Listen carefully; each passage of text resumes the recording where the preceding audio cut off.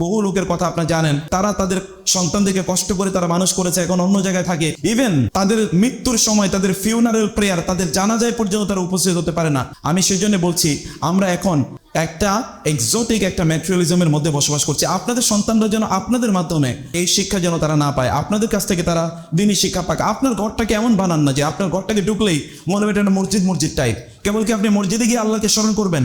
আপনার ঘরটাতে ঢুকলেই যেন মনে হবে যে এটা যেন একটা মাদ্রাসা টাইপ। একজন ঢুকলেই মনে হবে যে এটা তো দেখি একটা ইসলামিক একটা এনভায়রনমেন্টে আমি প্রবেশ করেছি।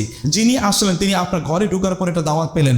আপনার ঘরে অন্যান্য বইয়ের পাশাপাশি সাইড বাই সাইড সেখানে যদি কোনো লাইব্রেরি থাকে, সেখানে দিনী বই থাকুক, কোরআন থাকুক, সেখানে কোরআনের তাফসির থাকুক, হাদিসের বই থাকুক, রাসূলের জীবনী থাকুক, অন্যান্য দিনী বইগুলো থাকুক। আলাদা একটা একটা কর্নার রাখবেন।